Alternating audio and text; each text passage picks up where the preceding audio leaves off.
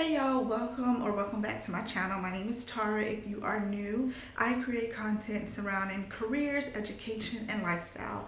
So today is June the 1st, and now that I have been home, I got home yesterday. So since I'm home until Monday, I want to go ahead and do as many administrative tasks as possible so that way I can get caught up. So generally I start work around 9 o'clock, but since I had to take my son to get his hair cut at this morning at 6 o'clock, I said, you know what, it's no point of even going back to bed. So right now what I have, because I'm downstairs in my workspace, I have my whiteboard, and what I generally do as far as what helps me when I work from home is I write down tasks, like what I need to do for that day. So although I'm salary, we have to enter our time, like as far as like tasks that we've done throughout the day, and bill it to a particular project code or bill it to a code.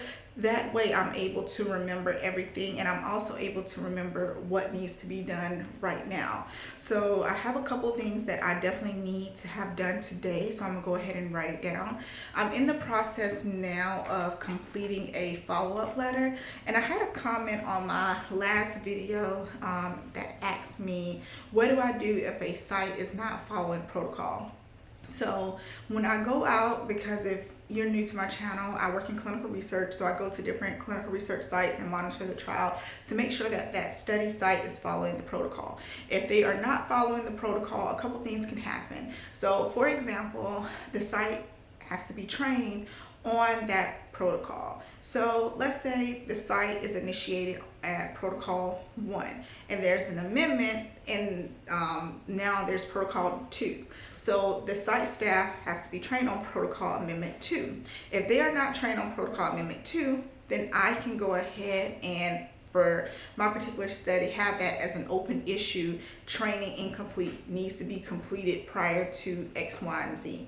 Now, if the study is ongoing, like of course it is, and if there's like an active subject in that particular trial, and the site staff did not complete their training, and they did a study related task, like let's say they administered a drug and there was a new protocol amendment, and within that protocol amendment there was a little alteration as far as how they are supposed to do X, Y, and Z. Okay, that's going to be a protocol deviation, because for one, they deviated from the set trial because they did not do what was set forth in that particular protocol.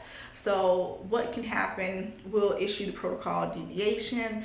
What I'll do is, for me, anything that I think is a protocol deviation, I go ahead and I document it on the monitoring report. I send my monitoring report to my operation lead. The operation lead, she or he will read over my monitoring report, and they will decide whether or not that's actually a protocol deviation. If it's not a protocol deviation, then it would just be downgraded to a open issue, and I would document it as an open issue. And of course the incomplete training is always going to be an open issue, but the actual deviating from the protocol, meaning the site staff administered the medication one way when they should have administered the medication the way that protocol amendment number 2 states. Okay, so if it's an open issue as far as the incomplete training, then I'll just say category incomplete training, issue description, Tara, which is me, so I'm not using any site staff.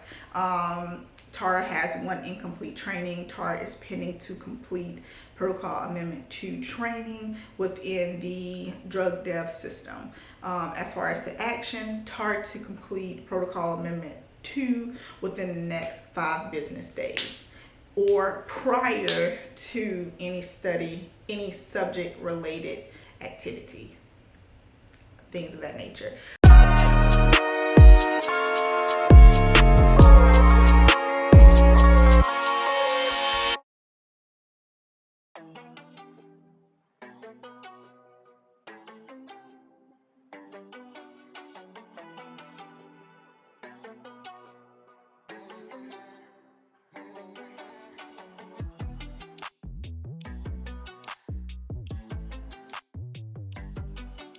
Thank you, Jesus, for this introduction to every nurse, mind, body, and spirit, bless the hand that prepared it. In Jesus' name we pray. Amen. Amen.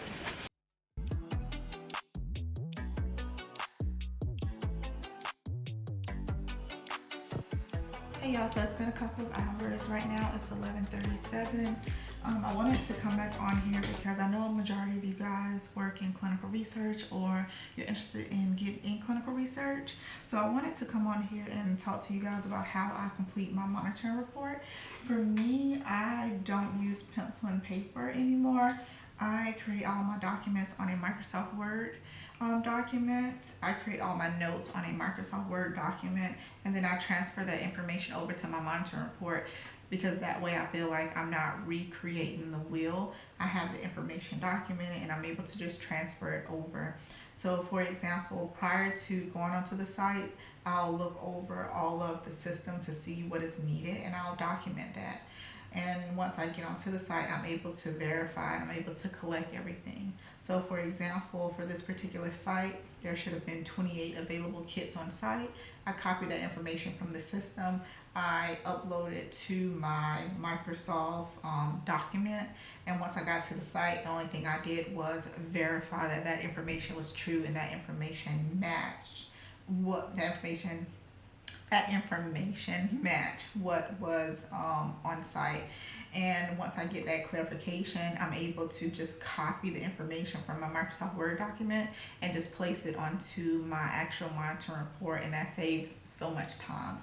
I also like to do, especially when I just first started, I had my monitoring report up, so when I was at the visit, I would be able to look at the questions and make sure I've collected all the essential documents that I need to collect. And if there was any type of questions I needed to ask to the site, I was able to do that at that particular time. So I just wanted to come on here and give you guys a little tip about that. Also, with my particular study, I have someone that is called a clinical operations assistant. So this person is so great. I tell you, a lot of times we have burnout in the workplace because we're not utilizing our resources that has been provided by the company. So I have been sending the COA, the documentations, to file within the system, and literally, you guys, that is one less thing for me to have to do. So what I do is I go ahead and name the document so that way it's easier for them, and I just go ahead and send it over and say, hey, please upload this particular document into the system. And y'all, that's all I got to say. That is, it's just a blessing to have that person. But I just wanted to pop on here. Right now it's 11:40, so I'm gonna go ahead and finish this draft of this monitoring report. I've done all my other tasks so far. I'm going in order.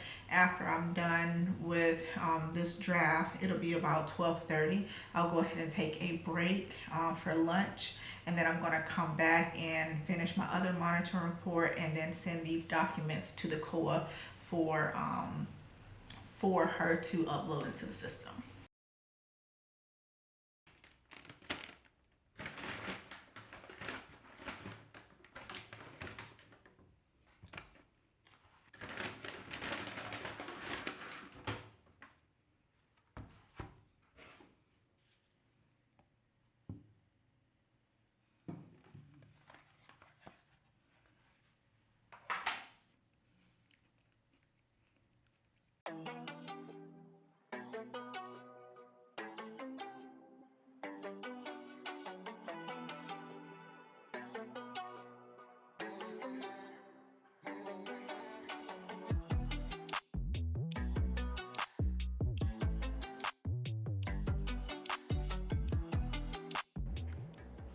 Hey y'all, so I wanted to come back on here. It is so much later, it's after 10 o'clock. I had to go to the gym today, but today was a very, very productive day. I was able to get my laundry done. I actually got everything done on my to-do list for work, so that was great. Tomorrow is Summer Friday, so tomorrow we are off at 12 o'clock. So I'm glad that I was able to have a clean slate for tomorrow. I do know that I want to start off and do my expense report in the morning, and I have, almost knocked y'all down. And I have one additional draft report that I need to submit to my COA, but that'll be it, and that'll be super easy for me to do, and also be available for any type of site staff until 12 o'clock. But yeah. So I'm gonna go ahead in the vlog, and I will see you guys in my next video. Make sure you subscribe, and if you have any questions for me, don't hesitate. Like on TikTok, people, they're so interactive, so I love that. So if y'all do have a TikTok, go over there. I have little mini vlogs throughout the week. But yeah, y'all, I'll see you in my next video.